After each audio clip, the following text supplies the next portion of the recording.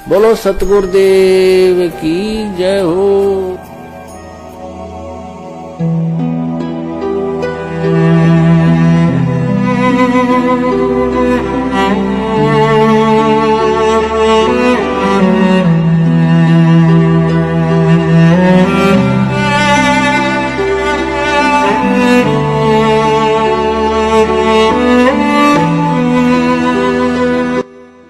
बंदी छोड़ सतगुरु रामपाल जी महाराज जी की जय हो। परमात्मा की सभी प्यारी आत्माओं को पवनदास जयपुर वाले का सत साहेब।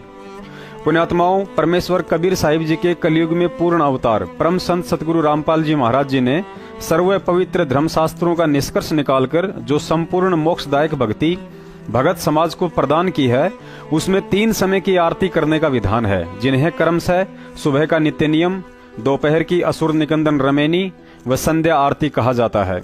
संध्या आरती के समय की जाने वाली आरती के अंत में 2 चौपाई ऐसी आती हैं जिन्हें बोलते समय 90% भगत भाई बहन कुछ हिचकिचाते हैं। जैसे पहले वाणी है, तुम्हें कहाँ ढूंढ कर लाऊं, मैं तड़प तड़प रह जाऊं, आप गए अमर स्थान, दई छोड़ तड़पती दासी। और दूसरी वाणी है, स्वामी राम देवानंद दाता, आपकी घनी सतावे वो बाता, आपका रामपाल अज्ञान किया सत्य लोक का वासी। तुम्हें कहाँ ढूंढ कर लाऊं, मैं तड़प तड़प रह जाऊं, तुम्हें कहाँ ढूंढ कर लाऊं, मैं तड़प तड़प रह जाऊं, आप गए अमर स्थान, स्थान दई छोड़ तड़पती दासी, आप गए अमर स्थान, स्थान दई छोड़ तड़पती दासी। मेरे भगवान भगवान दियो काट काल की फांसी, स्वामी राम देवानंद दाता, आपकी घनी सतावे वो बाता, स्वामी राम देवानंद दाता, आपकी घनी सतावे वो बाता, तेरा राम पाल अज्ञान अज्ञान किया सतलोक का वासी, तेरा राम पाल अज्ञान अज्ञान किया सतलोक का वासी। पुण्यात्माओं, यह वाणी बोलते समय भगत भाई बहन सोचते हैं कि अपने गुरुदेव के लिए अज्ञानी शब्द का प्रयोग तो किसी भी पंथ का भगत नहीं कर सकता। फिर हमारे पूज्य सतगुरु रामपाल जी महाराज जी तो जगत गुरु अर्थात संपूर्ण विश्व में एकमात्र परम ज्ञानी व तत्वदर्शी संत हैं। फिर यह वाणी बोलते समय उनके नाम के आगे अज्ञानी शब्द कैसे लगा सकते हैं? हमारा निजमन हमें यह शब्द बोलने के लिए बार बार मना करता है और आत्मा भी नहीं मानती थी। प्रथम चौपाई, तुम्हें कहाँ ढूंढ कर लाऊं, मैं तड़प तड़प रह जाऊं, आप गए अमर स्थान, दई छोड़ तड़पती दासी। इस वाणी में परम संत रामपाल जी महाराज अपने पूज्य गुरुदेव स्वामी राम देवानंद जी को उनके इस लोक से सतलोक गमन के पश्चात याद स्वरूप कह रहे हैं कि हे गुरुदेव, आप अपनी दासी अर्थात आत्मा को अकेली छोड़कर अमर स्थान सतलोक को चले गए हैं और अब आपको यह दास कहां से ढूंढ के लाए। अब तो आपके चरण कमलों में बैठकर बिताए उन क्षणों को याद करके आपके वियोग में तड़पने के अलावा और कोई रास्ता नहीं है। परमात्मा की दी हुई बुद्धि से दास इस वाणी का नंबर आने पर चुप हो जाता है, क्योंकि पवित्र भक्ति बोध में यह वाणी हमारे परम पूज्य सतगुरुदेव रामपाल जी महाराज जी ने अपने पूज्य गुरुदेव स्वामी राम देवानंद जी के विषय में लिखी है और बोलते हैं। जबकि हमारे परमेश्वर कबीर साहिब जी तो सतगुरु रामपाल जी महाराज जी के चोले में अभी हम सब आत्माओं के साथ इसी लोक में हैं और सहशरीर हैं, अतः दास इस वाणी के समय चुप ही रहता है। दूसरी चौपाई है, स्वामी राम देवानंद दाता, आपकी घनी सतावे वो बाता, आपका रामपाल अज्ञान किया सतलोक का वासी।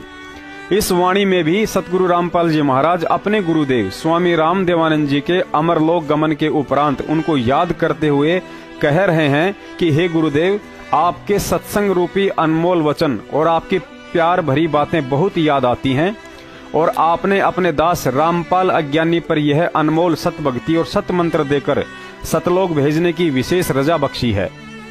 इस वाणी में सतगुरु रामपाल जी महाराज जी ने अपने आप को सर्वज्ञानी व जगतगुरु होने के बावजूद भी अपने पूज्य गुरुदेव के सामने स्वयं को अज्ञानी कहकर गुरु शिष्य के अंतर को स्पष्ट किया है और गुरु के प्रति शिष्य के भावों को प्रकट करते हुए दिखलाया गया है कि गुरु के समक्ष शिष्य की रहनी करनी और बोलचाल कैसी होनी चाहिए।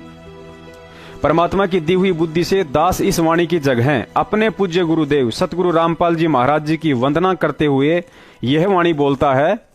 सतगुरु रामपाल जी दाता आपकी घनी अमोलख बातां, आपका पवन दास अज्ञान कीजियो सतलोक का वासी। भावार्थ है, हे गुरुदेव, आपकी बातें बड़ी अमोलक और गूढ़ रहस्य युक्त हैं तथा आपकी विशेष दया के बिना उन्हें लखना अर्थात समझ पाना सामान्य जीवों के बूते से बाहर की बात है। हे सतगुरुदेव, अपने अज्ञानी शिष्य पवन दास को सतलोक भेजने की दया करना। पुण्यात्माओं, पहले संध्या आरती में ये दोनों वाणियां बोलते समय दास को बड़ा अखरता था कि मेरे गुरुजी तो दुनिया में सबसे बड़े महाज्ञानी हैं, फिर दास उन्हें अज्ञानी कैसे बोल सकता है। कुछ दिनों बाद परमात्मा ने दया की और दास की मुलाकात जोधपुर से एक भगत जी जिनका नाम है रामेश्वर जांगिड़ जी, परमात्मा ने उनसे मुलाकात करवाई। तो दास ने देखा संध्या आरती के समय जब इन दोनों वाणियों का नंबर आया तो उन्होंने ट्रांजिस्टर की आवाज कम कर दी और साथ ही उपरोक्त वाणी बोलने लगे। दास ने बाद में उनसे पूछा तो उन्होंने यह सत्य बताया और यह भी कहा कि मैनेजमेंट के मुखिया महेंद्र ने जब इस बात की शिकायत गुरुजी से की और जब दास गुरुजी के चरणों में गया और सारी बात बताई तो गुरुजी बड़े प्रसन्न हुए और दास को वापस पांडाल में भेज दिया।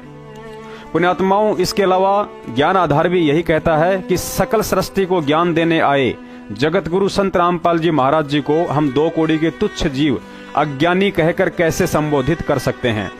इसके अलावा संगत को यह जानकर हैरानी होगी कि यथार्थ भक्ति बोध के अनुवाद में सतगुरु रामपाल जी महाराज जी ने पूरी संध्या आरती का अनुवाद किया है, लेकिन अंत में मेरे गुरुदेव भगवान का अनुवाद नहीं किया।